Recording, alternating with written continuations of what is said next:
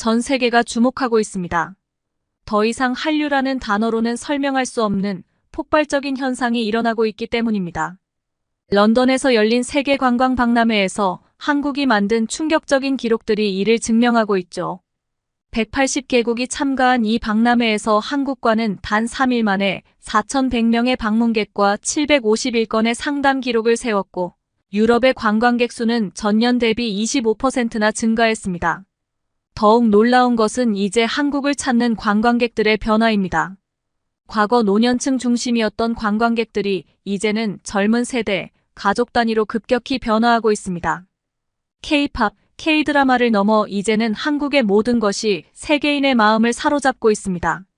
무궁화 꽃이 피었습니다와 같은 전통놀이부터 한글 캘리그라피까지 한국 문화의 모든 것이 세계인들의 호기심을 자극하고 있죠. 특히 주목할 만한 것은 젊은 세대들 사이에서 일어나는 변화입니다. 단순한 관광을 넘어 한국에서 공부하고 살아보고 싶다는 열망이 커지고 있습니다. 40년 경력의 여행업계 전문가도 이런 현상은 처음이라며 놀라움을 감추지 못하고 있습니다. 2024년 세계는 지금 K 열풍의 한가운데 있습니다. 그리고 바로 이 놀라운 변화의 중심에서 미국 대학생의 인생이 완전히 바뀌게 됩니다. BTS의 한 뮤직비디오 댓글에서 시작된 작은 인연이 어떻게 하버드 대학생의 꿈과 미래를 바꾸어 놓았을까요? 지금부터 그 특별한 이야기를 들려드리겠습니다. 안녕하세요.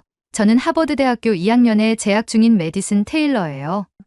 친구들은 저를 메디라고 부르죠. 제가 이렇게 용기 내서 제 이야기를 하는 건 지금 어딘가에서 방황하고 있을 누군가에게 작은 희망이 되고 싶어서예요. 3년 전 보스턴 교외의 평범한 고등학교로 돌아가 볼게요. 그때의 저는 글쎄요, 문제아라는 말이 더 어울렸을 것 같네요.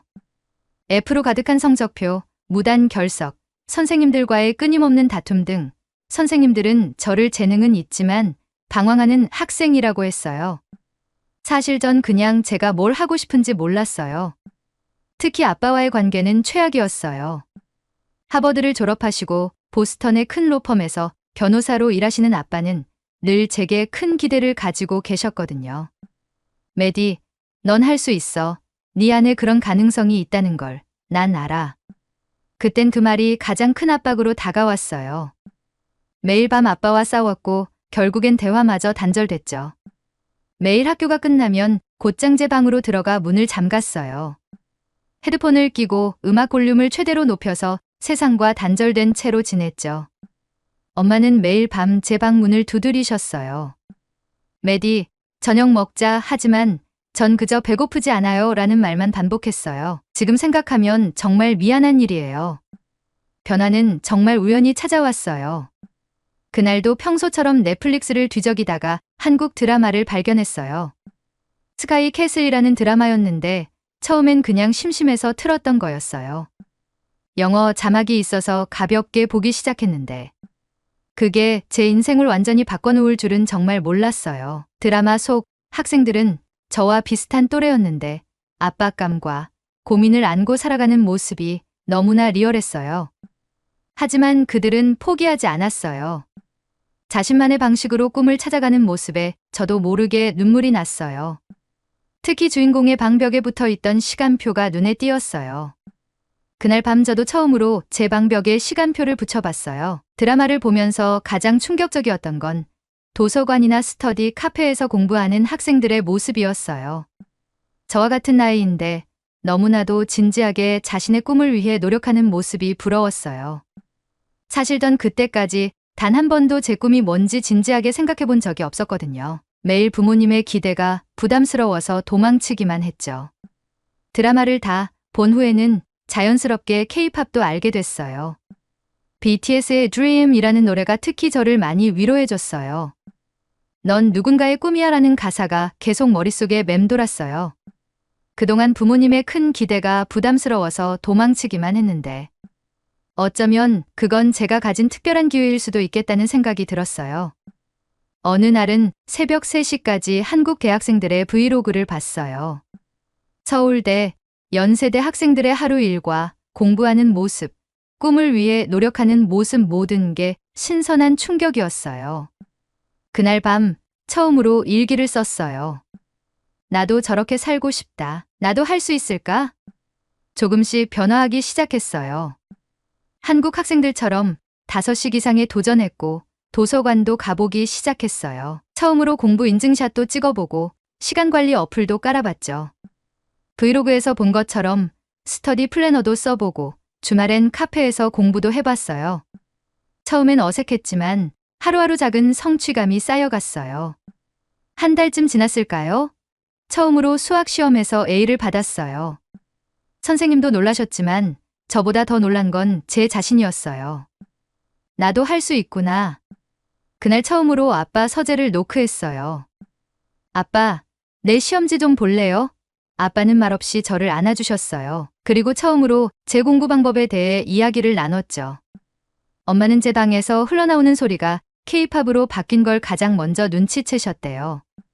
그리고 주말마다 도서관에 가겠다고 하는 절 보며 처음엔 의아해하셨죠. 하지만 제가 진심으로 변하고 있다는 걸 아셨을 때 조용히 제 곁을 지켜주셨어요. 매일 아침 일찍 일어나는 절 위해 따뜻한 차를 준비해 주셨죠. 지금 생각해보면 그때가 제 인생의 첫 번째 전환점이었던 것 같아요. 한 편의 드라마가, 한 곡의 노래가 제 인생을 이렇게 바꿔놓을 줄은 정말 몰랐네요. 어쩌면 그건 운명 같은 거였는지도 모르겠어요. 한국으로의 여행은 제 생일 선물이었어요. 성적이 올랐다며 부모님이 선물해 주신 특별한 선물이었는데 사실 제가 한국 여행을 가고 싶었던 가장 큰 이유는 이슬이를 만나고 싶어서였어요. 6개월 전 BTS Yet to Come 뮤직비디오 댓글에서 시작된 우리의 인연은 매일 밤의 채팅으로 이어졌고 어느새 서로의 고민을 나누는 친한 친구가 되어 있었어요. 인천공항에 도착했을 때 이슬이와 이슬이 어머님이 마중 나와 계셨어요. 6개월 동안 화상으로만 보던 친구를 실제로 만나니 둘 다 눈물이 났어요. 이슬이 어머님은 제가 좋아하는 바닐라 라떼까지 준비해 오셨더라고요. SNS로만 보던 친구를 직접 만나는 게 어색할 수도 있었을 텐데. 이슬이와는 마치 오래전부터 알고 지낸 친구처럼 자연스러웠어요. 첫날은 이슬이가 특별히 준비한 한국 전통데이였어요. 삼청동의 한복 가게에서 연보라색 저고리와 하늘색 치마를 입고 경복궁으로 향했는데 발걸음을 뗄 때마다 치마가 우아하게 흩날렸어요. 이슬이는 저를 위해 궁궐의 구석구석을 설명해 주었고 수문장 교대식도 가장 좋은 자리에서 볼 수 있게 해줬어요. 향원정에서는 미리 준비해온 전통차를 마시며 조선시대 궁녀가 된 것처럼 이야기를 나눴어요. 그날 저녁 이슬이네 집에서의 식사는 제 인생에서 가장 특별한 식사 경험이었어요. 현관문을 열자마자 달달한 간장향과 구수한 된장찌개 냄새가 코끝을 자극했어요. 이슬이 어머님은 아침부터 저희 가족을 위해 음식을 준비하셨다고 해요. 거실에 마련된 큰 식탁은 그야말로 장관이었어요. 밥과 국을 중심으로 12가지의 반찬이 놓여 있었는데 이게 한국의 기본 상차림이라고 해요. 빨강, 초록, 갈색, 하얀색 등 색색의 반찬들이 식탁을 가득 채우고 있었죠. 이슬이는 이런 식탁을 한상차림이라고 설명해줬어요. 첫 번째로 도전한 음식은 불고기였어요. 달콤하고 부드러운 소고기는 미국에서 먹던 스테이크와는 완전히 다른 맛이었어요.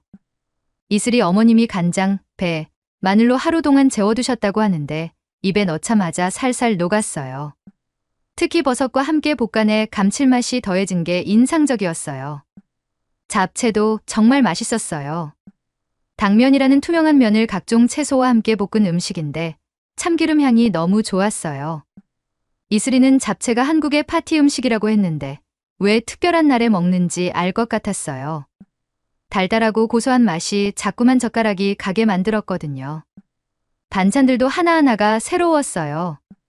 시금치나물은 단순해 보였지만 깔끔하고 건강한 맛이었고 콩나물 무침은 아삭한 식감이 특히 좋았어요. 감자조림은 달달하면서도 짭짤해서 밥이랑 먹기 딱 좋았죠. 건강에 좋다는 고사리나물도 처음 먹어봤는데 특유의 식감이 신기했어요. 가장 인상적이었던 건 김치였어요. 이슬이네는 3대째 내려오는 비법으로 김치를 담그신다고 해요. 배추김치는 시원하고 깔끔한 맛이었고 깍두기는 아삭하고 매콤했어요. 특히 새콤달콤한 열무김치는 저희 엄마가 너무 좋아하셔서 결국 레시피를 배우기로 하셨답니다. 갈비찜도 특별했어요. 부드러운 갈비에 달콤한 양념이 배어 있어서 뼈를 붙잡고 먹어야 했지만 그만큼 재미있는 경험이었어요. 당근과 감자가 같이 졸여져서 든든한 메인 요리였죠. 무엇보다 놀라웠던 건 이 많은 반찬들을 무제한으로 리필해 주신다는 거예요.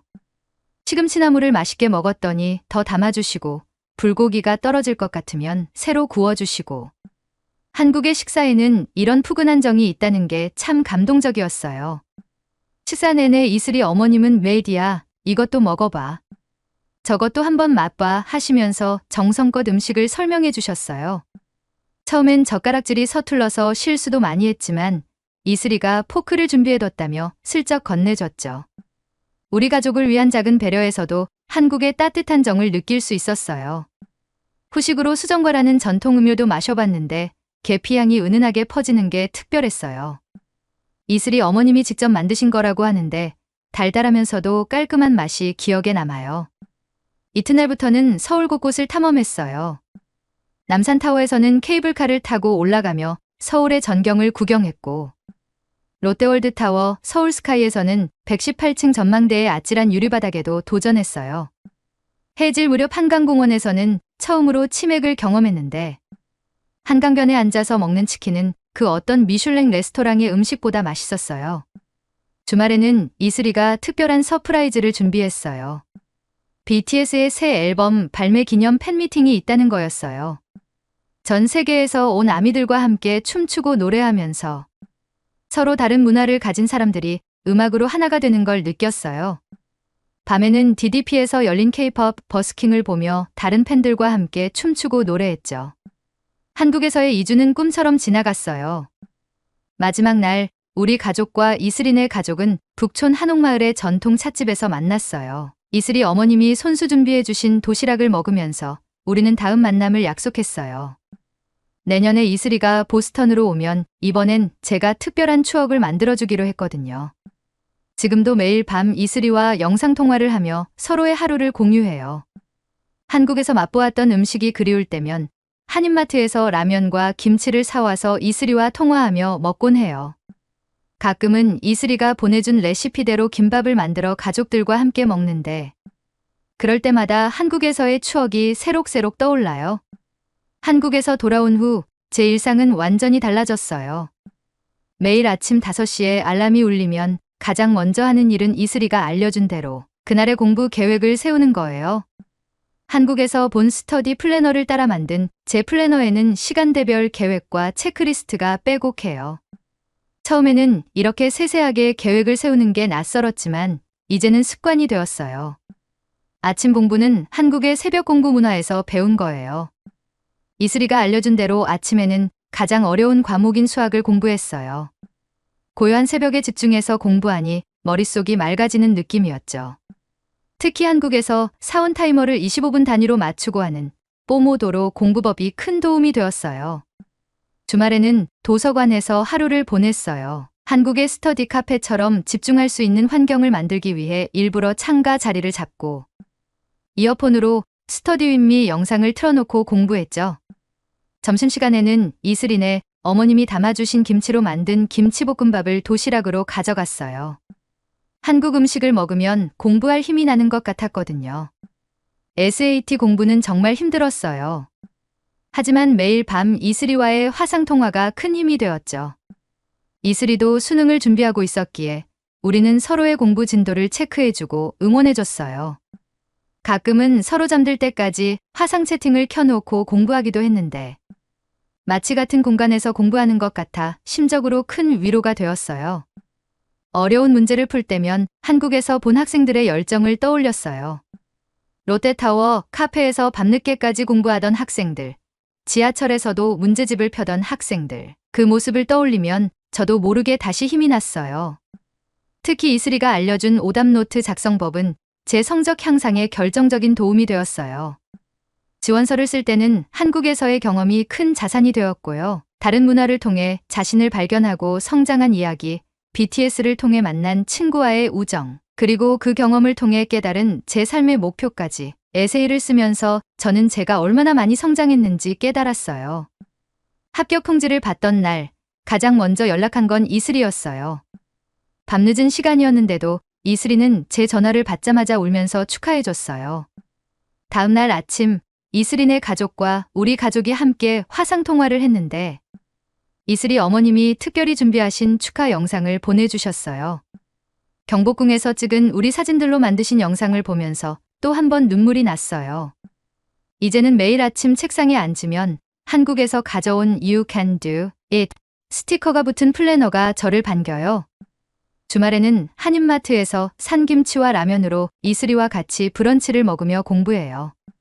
시험 기간이면 이슬이가 보내준 BTS 공부 플레이리스트를 들으며 밤을 새우곤 해요. 하버드에 합격하고 나서 많은 친구들이 비결을 물어봤어요. 저는 항상 이렇게 대답했죠. 한국이라는 나라에서 배운 열정과 끈기, 그리고 소중한 친구 덕분이야. 정말 그래요. 제가 이 자리에 올 수 있었던 건 우연히 시작된 K-pop 사랑이 제 인생을 바꿔놓았기 때문이에요. 지금 생각해보면 하버드 첫 학기 때가 가장 설렘 가득했던 것 같아요. 오리엔테이션에서 한국 유학생들을 처음 만났을 때 서툰 한국말로 안녕하세요 라고 인사했던 그 순간이 아직도 생생해요. 다들 제 한국어 발음에 놀라워하면서도 너무나 반갑게 맞아주었죠. 이슬이 덕분에 배운 한국어가 이렇게 빛을 발할 줄은 몰랐어요. 그때는 서울대 교환학생 프로그램이 제 인생의 가장 큰 도전으로 다가왔어요. 밤늦게까지 앉아서 수강 계획을 세우던 기억이 나요. 국제대학원의 한미관계의 이해, 글로벌 문화 콘텐츠 산업론, 한국 현대문화와 사회 등의 과목들을 하나하나 살펴보면서 제 꿈에 한 걸음 더 가까워지는 기분이었죠. 특히 문화 콘텐츠 산업론 교수님께 이메일을 보냈을 때의 떨리는 마음은 잊을 수 없어요. 교수님께서 흔쾌히 멘토링을 해주시겠다고 답장을 주셨을 때 그 기쁨이란. 방학 때는 서울의 작은 문화예술 스타트업에서 인턴십을 하기로 했어요. 하버드 경력개발센터의 도움으로 청년 문화기획자들이 운영하는 곳을 찾았죠. 그곳에서 글로벌 팬 커뮤니티 프로그램을 기획해보고 싶었어요. 제가 K-pop 팬으로서 직접 경험했던 것들을 바탕으로 새로운 문화교류 프로그램을 만들어보고 싶었거든요. 하버드 서울대 문화교류 센터 계획을 처음 구상하던 때도 잊을 수 없어요. 밤새워 기획안을 쓰면서 양국의 학생들이 함께 만들어갈 한미 청년 문화 포럼을 꿈꿨죠. 하버드 동아시아학과에 첫 기획안을 제출했을 때 교수님들의 반응이 얼마나 좋았는지 모르겠어요. 온라인 플랫폼 브리지컬처도 그때 처음 구상했어요. 컴퓨터공학과 친구들과 밤늦게까지 아이디어 회의를 하던 게 기억나요. 화상 수업, 언어 교환, 문화 프로젝트 협업이 가능한 플랫폼을 만들고 싶었거든요. 서울대에서도 이슬이가 열심히 개발 동아리 친구들을 모아주고 있었죠. 학술 교류 계획도 야심찼어요. 한류와 미국 문화의 융합, 디지털 시대의 문화 교류 같은 주제로 학술 대회를 열고 싶었거든요. 특히 학부생들의 시선으로 바라본 문화 교류 연구가 부족하다는 걸 발견하고 이를 채우고 싶었어요. 우리의 직접적인 경험이 학문적 가치가 있다고 믿었거든요. 지역 예술가들과의 협업도 계획했어요. 보스턴의 젊은 아티스트들과 서울의 예술가들이 함께 작품을 만들고 그 과정을 다큐멘터리로 제작하는 프로젝트였죠. 양국의 예술대학 학생들이 참여하는 온라인 전시회도 구상했답니다. 개인적으로는 12월에 있을 한국어 능력 시험을 목표로 매일 새벽 이슬이와 스터디를 했어요. 특히 문화, 예술 관련 전문 용어를 익히는 데 중점을 뒀죠. 이슬이는 제 한국어 실력이 늘 때마다 자기가 더 뿌듯하다고 했어요. 장기적으로는 국제문화교류 전문가가 되고 싶었어요.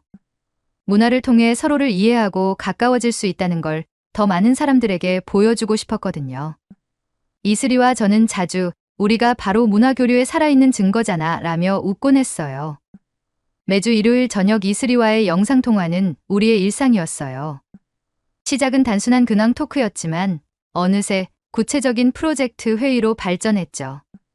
서울대 교환학생 프로그램과 문화교류 센터에 대한 계획을 함께 다듬으면서 우리의 꿈이 점점 현실이 되어가는 걸 느꼈어요. 그렇게 설렘 가득했던 준비 시간이 지나고 이제는 그 모든 계획들이 하나둘 현실이 되어가고 있네요. 돌이켜보면 그때의 열정과 설렘이 지금의 성과를 만들어낸 것 같아요. 하버드에서의 첫 시작이 있었기에 더 큰 꿈을 꿀 수 있게 되었답니다. 서울대학교에서의 교환학생 생활을 마치고 보스턴으로 돌아온 지도 벌써 한 달이 되어 가요. 지금도 책상에 앉아 그때의 일기장을 펼쳐보면 첫날의 설렘이 고스란히 전해져 와요. 처음 캠퍼스에 발을 딛던 순간 2년 전 멀리서 바라보기만 했던 그곳을 직접 걷고 있다는 게 믿기지 않았었죠. 첫 수업이었던 글로벌 문화 콘텐츠 산업론은 제 인생의 전환점이 되었어요. 김 교수님께서는 제가 사전에 보낸 이메일을 기억하고 계셨고 수업 첫날 제게 문화교류 센터 프로젝트에 대해 발표할 기회를 주셨었죠. 떨리는 마음으로 한국어 발표를 시작했던 그날 교수님과 학생들의 뜨거운 반응이 아직도 생생해요. 가장 큰 성과는 하버드 서울대 문화교류 센터 프로젝트였어요. 서울대 국제협력본부의 공식 승인을 받았고 하버드에서도 긍정적인 답변을 받았죠. 특히 양교의 아시아문화연구소에서 저희 프로젝트를 정식 학술 연구 과제로 채택해 주셨던 날의 기쁨은 잊을 수 없어요. 지금도 매주 화상으로 양교 연구진들과 회의를 하고 있답니다. 브리지컬처 온라인 플랫폼은 제가 가장 자부심을 느끼는 프로젝트예요. 서울대에서의 마지막 날 플랫폼 가입자가 2,000명을 넘어섰다는 소식을 들었죠. 지금은 양교 방송국이 공동으로 제작하는 캠퍼스 문화 교류 프로그램이 정기 콘텐츠로 자리 잡았어요. 한국에서의 체류 기간 동안 종로문화원, 성북문화원과 함께했던 청년 문화 기록 프로젝트도 의미 있는 경험이었어요. 서울의 문화유산과 현대 청년 문화가 공존하는 모습을 기록하고 영어로 번역하는 작업이었는데 지금은 하버드 학생들이 보스턴의 이야기로 화답하며 그 기록이 계속 이어지고 있어요. 양국 청년 창작자 지원 프로그램을 통해 탄생한 작품들은 지금도 계속해서 새로운 이야기를 만들어가고 있어요.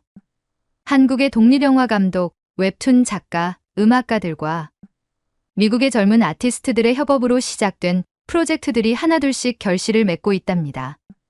서울대 아시아문화연구소에서 진행했던 디지털 시대의 문화교류 연구는 곧 학술 논문집으로 출간될 예정이에요. 매주 금요일마다 했던 연구진들과의 미팅이 그립네요. 지금도 온라인으로 연구를 이어가고 있지만 그때의 열정적인 토론 분위기가 특별했어요. 이제는 새로운 시작을 준비하고 있어요. 하버드 케네디 스쿨 문화정책 석사과정과 서울대 국제대학원의 이중학위 프로그램이 기다리고 있죠. 양국의 최고 교육기관에서 배울 수 있다는 게 설레면서도 한편으로는 막중한 책임감도 느껴져요. 다음 달에는 제가 기획했던 아시아 태평양 청년문화 포럼이 열려요. 한국에서 준비하던 것들이 이제 현실이 되어가는 걸 보니 감회가 새롭네요.